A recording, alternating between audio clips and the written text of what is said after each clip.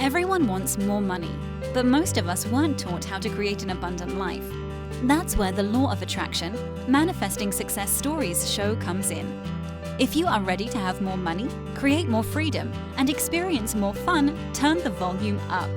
It's time to learn how to create the prosperity and life you have been dreaming of. Here's your host, Cassie Parks. Hello and welcome to this episode. I am your host, Cassie Parks, and I am back with Michele Voris.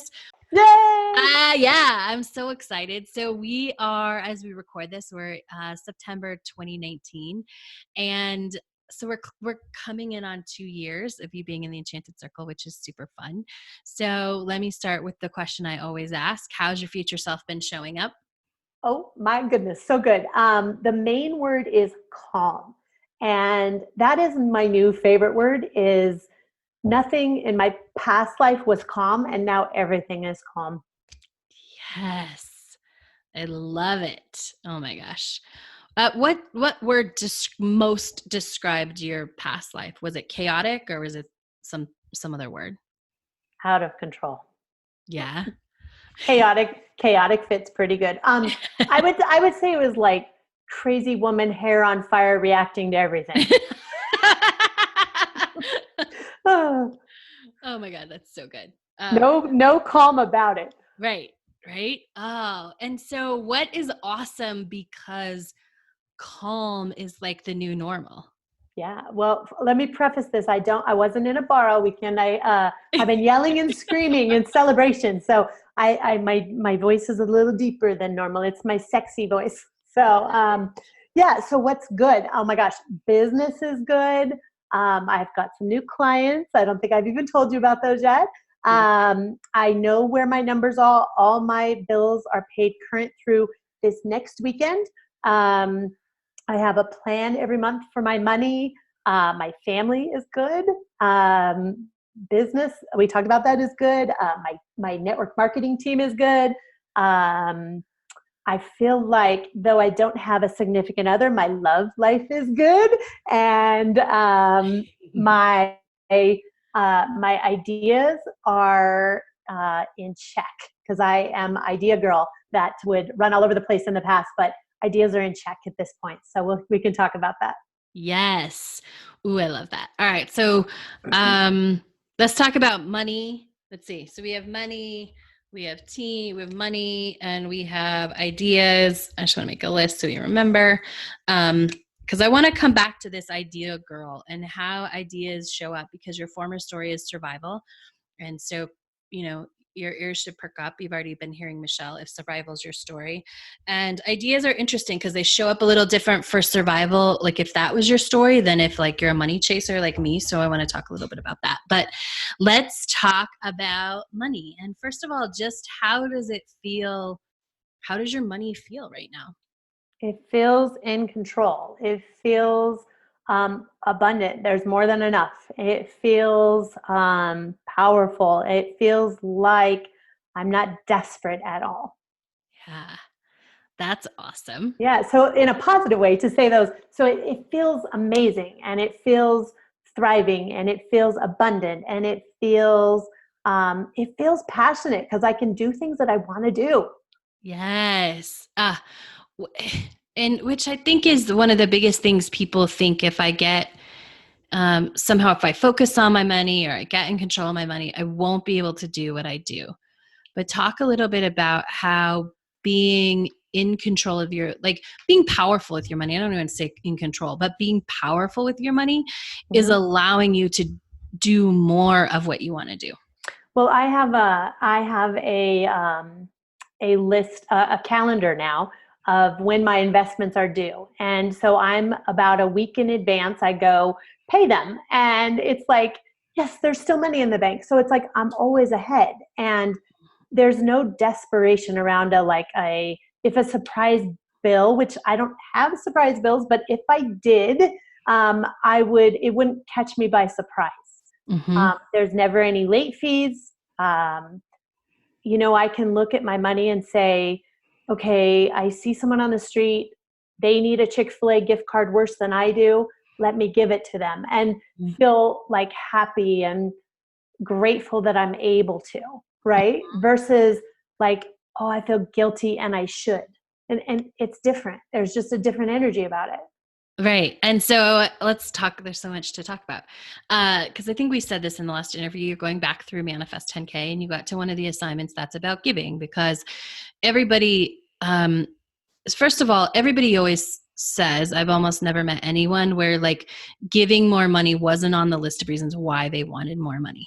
Mm-hmm. And that being said, I have also found like we always have stuff around giving, because some people grown up taught you have to tithe 10%.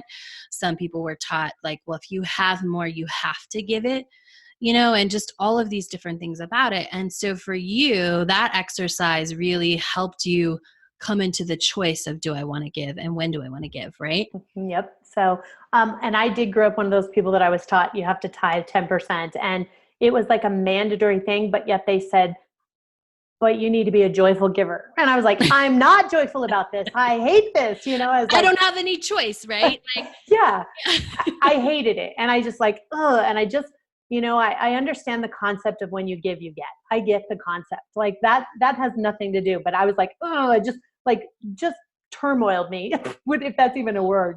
right. Which is so interesting to me that this concept floats around in a lot of religious communities, right? And I've heard from some of my friends, like how detailed this like pressure of when you give, you get comes, and super interesting to me. But it's interesting because it's like when you give, you get. And so in theory, that should make people want to do more. But instead of allowing people to find that concept on its own, it's like, no, you have to do 10%.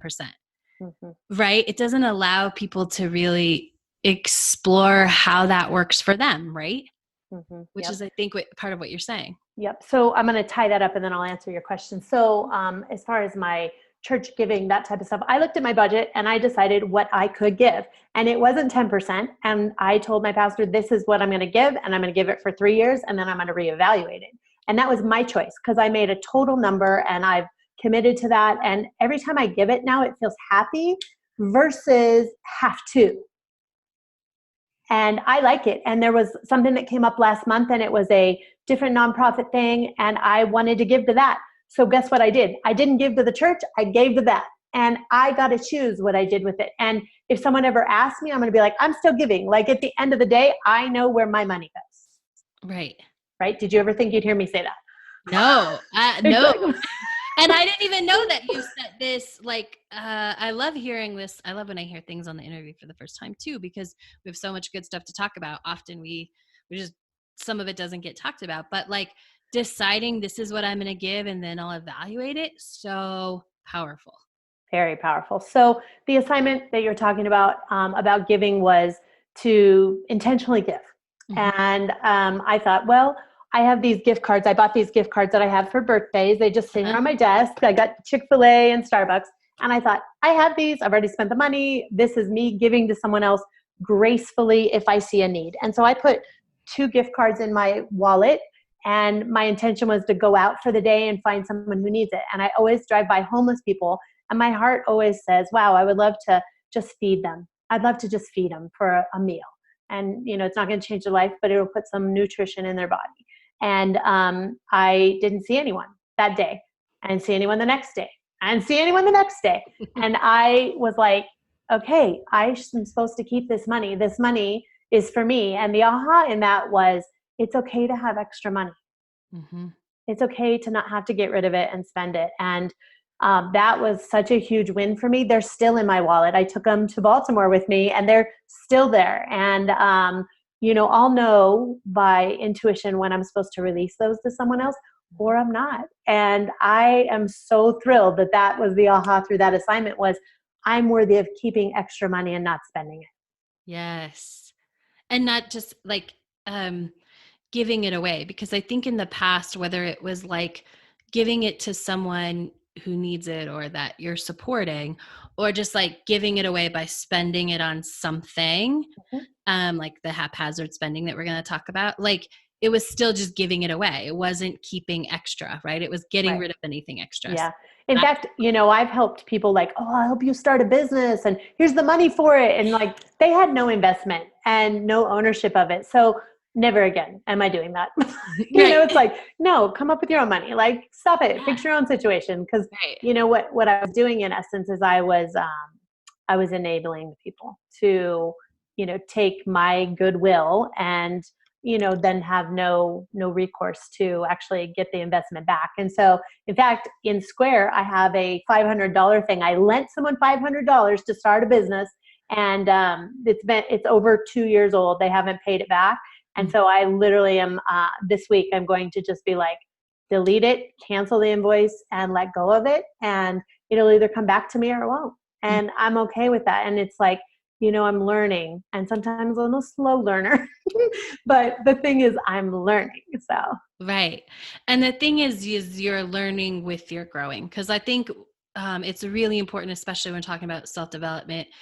There's a lot of people who could learn a lot of things, who have like all these great ideas, and who could rip off all this amazing ways to like budget and handle your money. But it's the growth that's the doing it, right? It's the being the person who has that knowledge and implements it, right? Yeah, exactly. Yeah, Yeah. like my future self, like, she doesn't give me people money, like, unless it's like a scholarship foundation or something Right. like that, right? But just Yeah. not randomly like, oh, here's $500. Like, no, that's stupid. Right. Like, what was I thinking? But it's okay. I learned, right? You learned. Well, you learned, and you also grew, right? Yeah. Oh, absolutely. Learned why you didn't do that, but you also grew into the person who it's okay to have extra money. So she doesn't have to look for a way to feel good about like getting rid of $500, right? Right. Yep. Because she feels good about having extra money. Absolutely. Lots of extra money would be awesome. Awesome. It is awesome. I Yep. love it. I love it. And so let's come back to like learning and growing a little bit. You mentioned your list in the beginning. And we started this process where we were coaching together, right? And you were supposed to have envelopes where we were consciously saving for the things that you wanted, right? Yep. And what happened with those? Well, so the envelopes had a little bit of money in them. I was sometimes conscious about doing what I said I was going to do. And, what happened is I would always come up with a reason to repurpose those envelopes. Like, oh, I need this. Oh, I got money. I've got money in this envelope, money in this envelope, money in this envelope. Good, I have what I need. And then what I wanted just didn't get met. And what I've seen, though, is that was a pattern, right? It's just the same as throwing money away, right? Is not doing what you say you're going to do with your money. And so, so what I did is most recently I cashed an asset and I took care of my expenditures, my investments, and I took myself back to ground zero. And so now I've been very intentful about what's coming in, what's going out, and putting aside money for what I really want. And I actually did it out forward a year, my budget. And so last month I pretty much was even. And this month I've got money going towards a capital loan, an upgrade on a cruise, and Christmas. And so I'm super excited that literally, and this is an interesting thought. I don't know that I've shared this with you, Cassie, is that there isn't any more fallback plans in my life. So I have to implement what I've learned in order to gain more money. And I've, manifested over 200,000 in the, in the last year and 8 months. So it's not like I've done bad, but imagine when I do what I say, what's going to come my way, right? Yes. Yeah. So I'm excited that I got a fresh new start, and now it's time to see if I really learned what I have. If I can, if not, it's until now, I didn't implement everything I said, but now I'm in a place where I want to. And that's the difference is I don't have to do anything. It's, I cannot do it and figure it out, or I can do it and watch the magic happen, which I'm pretty excited about the magic. Right. Yes. It's so awesome.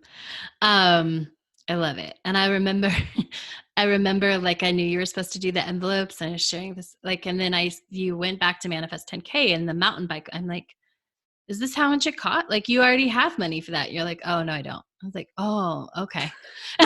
Yeah. I was like, no, there's no money in that envelope. Thank you. Right. Yeah. Right. But that, like you, is just another way to give it. And sometimes we have to go through like 3 different things to see that the pattern's the same. Mm-hmm. Right. We have to recognize like, oh, I tried it this way and yet I still managed to get rid of it. And Mm-hmm.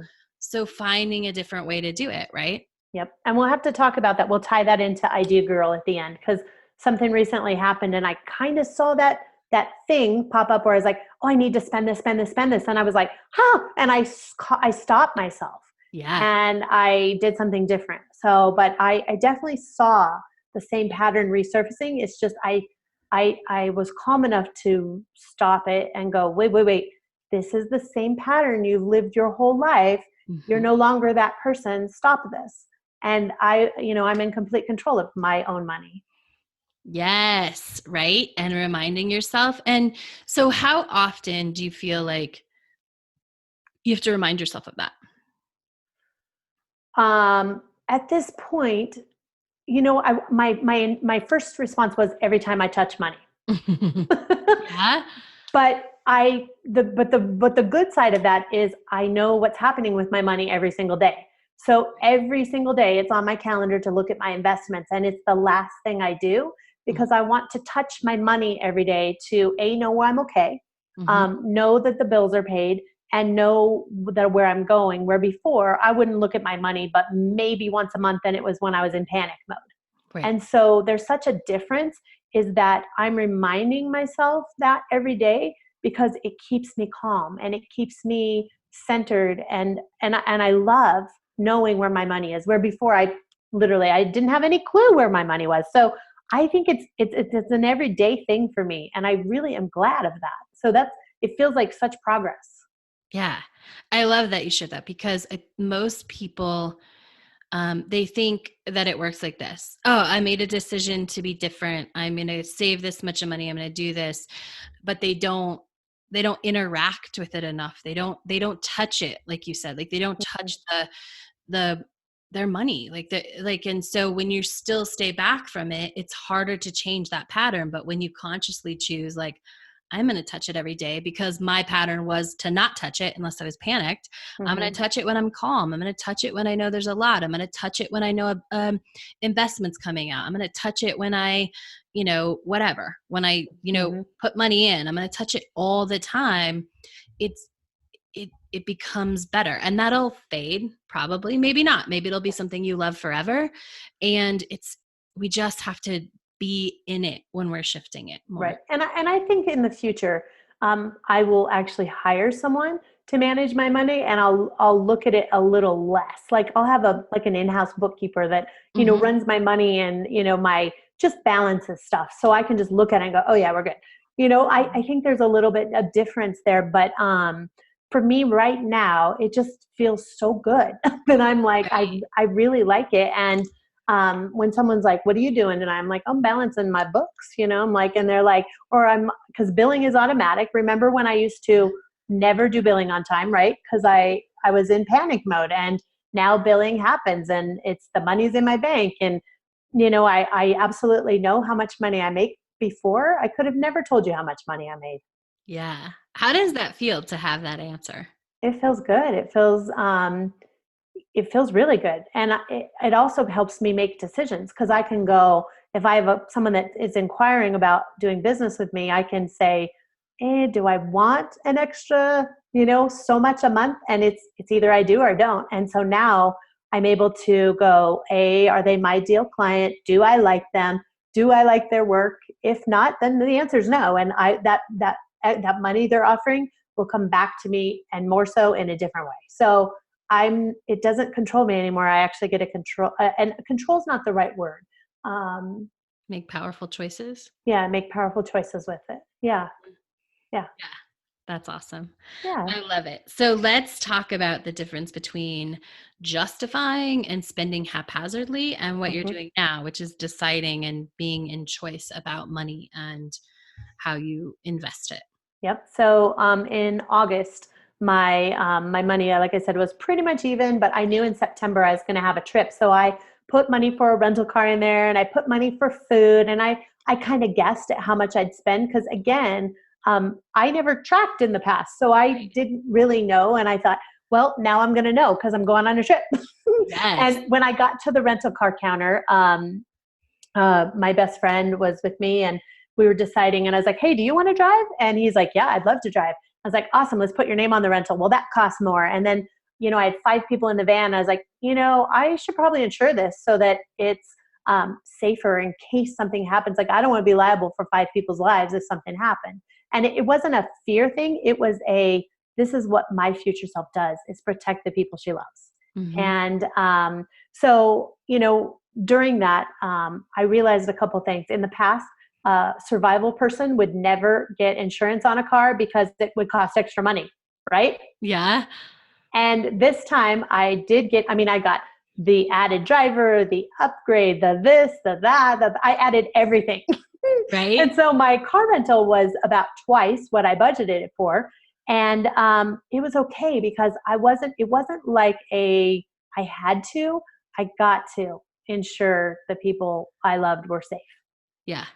Yeah. And it was different. And, when we ate out, we enjoyed ourselves, but we weren't out like, oh, let's get a cookie, let's get a brownie, let's get a smoothie, let's get a, whatever. We were just very intentful. Like, no, we're going to go have a very nice dinner and we're going to spend nice money on it and enjoy our company and our time. And so it's just different how it showed up this time. It wasn't spending. It was choice. Mm-hmm.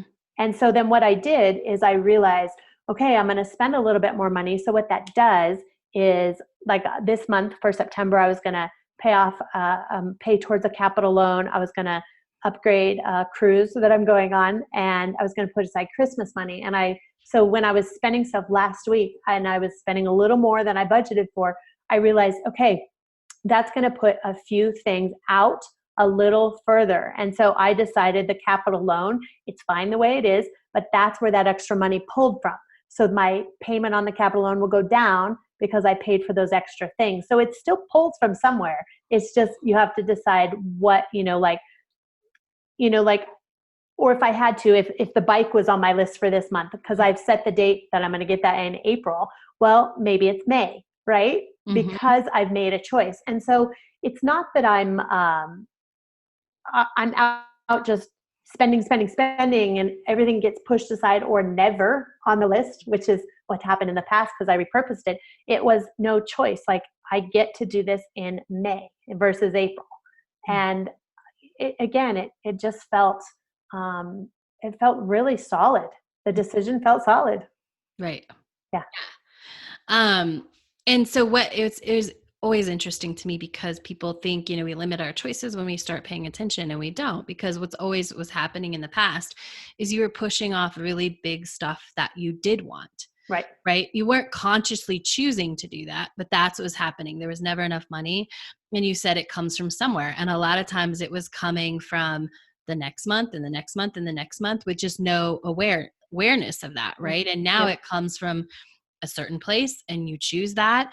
And that's how you have it all with money, is that you make those choices that say, yeah, I'm going to push that off a month because I'm choosing this now, and that's okay, versus just spending and justifying. Because I saw that in you. I see that in a lot of people, right? Will justify like, well, I wanted this, so I did it. Like, instead of like, it's justification, like, I wanted this and I needed this and la, la, la, la, la, all the reasons we can justify, versus, no, I decided like this is more and I want it now, and I'm going to take a little bit less from this, or I'm going to put the bike off for a month. Mm-hmm. Yeah. And one of the things we've talked about, you and I, before, is the company I'm with does a lot of promotions. Mm-hmm. And I think there's been 2 or 3 promotions that I just didn't participate in. I know. Are you so proud of me? I'm so proud of you. Before, I would not only do the promotion, I'd buy doubles, and I'd be like, having massive inventory. And I have plenty of inventory. And so I didn't need to buy those specials. In fact, I went to this new mindset that was like, you know what, let's let someone else try it and we'll use their testimony. That way, if it's that good, then we'll be able to order it later and use their story, versus me having my own story. Like, I don't need my own story with it. I can use their story. Right. Exactly. Yeah. Right. Because you don't have to do it all. No, you don't have to do it all. And I've actually taught my team, You should have a budget, how much money you're spending. And once you've reached that, like if your auto ship has already gone and it reached that number, and then they announce a special, you get to choose if you do it or not. Because in our industry in network marketing, we teach people, like, if there's a special, you buy it. Like, that's what we do teach people. Yep. And the fact of it is no, you have a number and you spend up to that amount and then you're done. Or you make a choice and knowing that you're putting something off or you're pulling from what you already have. Yes. Like, that's it. Ugh. And so it's so powerful. And I actually had someone make a, one of my brand new ambassadors emailed me yesterday. I didn't even tell you this. She made an investment list of her bills. She didn't even know what they were. Right? Yeah. Because she listened to something I said on a Facebook Live. Yeah. Yeah. That's awesome. So, yeah. So, it's helping me. It's helping other people. Yeah, absolutely. Yep. I love that. And saying no to my daughter has been so helpful. Like, so she gets everything she wants. There's no question. Right. She's, our youngest child, and she's very spoiled, but yet a good child. And there's been a couple things that came up and I said no, and she threw a little hiss fit, and I was like, you know what? You never hear no. I said, this is going to be a new thing. It's not in the budget. And I said, so the answer is no, unless you'd like this or that to happen and we don't get this. And she's like the cruise stuff. And she's like, oh no, we're doing the cruise stuff. So it helped her prioritize in her brain too, like importance of things. Which is important because these are the choices. If you don't teach her now, she will struggle with when she has her own money, because it will be yes, yes, yes, because she's never had to say no or never had to think about it. Yep, absolutely. So she's watching more than we know. Absolutely. Absolutely. Yeah. I love it. So let's talk about being an idea girl and what your new idea is.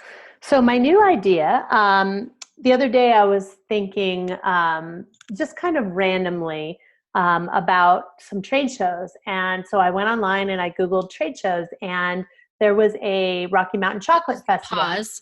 Like, this was inspired action, right? Like, yep. I just want to highlight that for our listeners. Inspired action is like random thoughts. It's not like I was thinking really hard, how do I promote my business? Oh, yeah. It's like, I like trade shows. Let me Google that right now. Okay, go ahead. Sorry. Yeah, very much inspired action for sure. Where I was like, I love cooking. Let's, and so there was a chocolate factory, chocolate festival. And I was like, ooh, I like chocolate, It's like, because I do love chocolate. Yeah. But what I do is I teach people keto, and people literally, I asked just one or two people, like, and it wasn't because I needed because I'd already decided to do it. I'd asked like my mom and a girlfriend, and I was like, hey, I think I'm gonna get a keto candy booth. And they were like, excuse me, we're in, where is it? And like I was like, wow. And so I right then paid for the booth, and I decided that I'm gonna test it out. Like, I'm gonna make keto candy for people, and I still today have no idea how much candy to make or what quantities. But what I did then is I called the girl and I said, listen, I haven't, I want to make keto candy for people because people really don't need sugar. And she was like, me, my daughter, my sister, my brother, my aunt, we're coming to your booth, the organizer of the show. She's like, I want you in all shows for 90 days. And I was like, whoa, stop. Because you could get excited, right? Like, everybody now wants this. Right. And so what I did is I made a couple really good choices. I went to Secretary of State and I said, if I added DBA to my LLC, how much does that cost? $10. So I added a keto candy cart to my LLC, and I signed up for this booth. That's going to be the branding of it. And I paid for the booth, and I instead of going crazy like I normally would have in the past, I didn't hire a designer. I didn't build a website. I didn't make business cards. What I did is I made every single domain and everything, right? Yeah. So what I did is I made, yeah, I went on a design software I own, right? So it didn't cost any money. I made a quick little design. I sent it to the print shop and said, how much would postcards be? And they gave me a number. It wasn't very much. And I said, great, let's do it. I emailed my graphic designer. I said, how much would one banner be? Not 5 banners, not an overhead sign, not a car magnet, like one banner. How much is it? And so she told me, and then I went on to a couple websites and I said, okay, how do I make keto candy look pretty? So I ordered a couple things, not a ton, candy boxes, I'm going to make my own stickers, like just really simple stuff. And because I don't know if I'm going to like this, right? And I committed to one show. And, oh, hold on. Ow, that hurt. Ow, I totally pulled those out of my ear. I was so excited. So I decided to do one show, and we'll see how the one show goes. And if the one show goes good, I will sign up for the second and maybe the third show.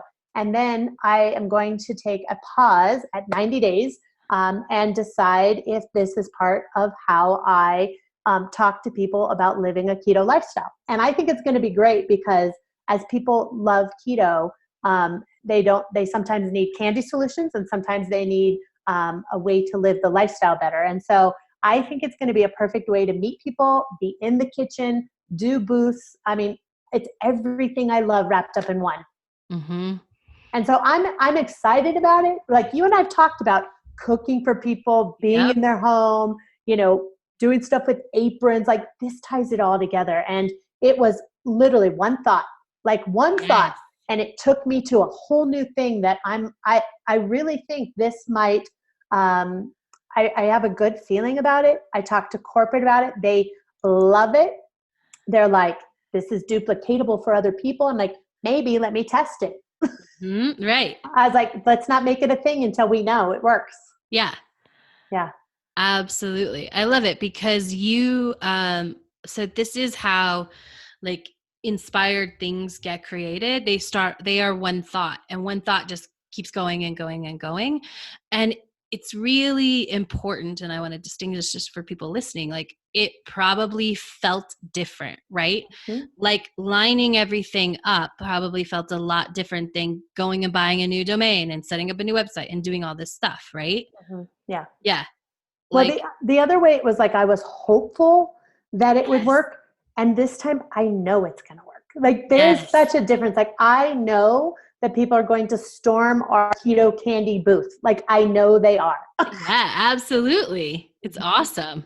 Well, and think about it. It's a whole entire chocolate show and we're the only keto booth.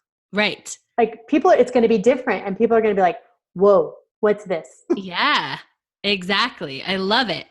And it's so, the energy is calm while it's exciting. It's still calm. Mm-hmm. It's not like, oh my God, this could be so big and blow up. It's like, this is what I'm going to do now.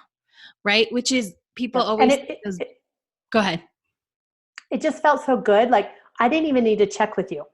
Right. Because it just felt so right that I was like, I haven't changed my entire life. I made one decision about one booth.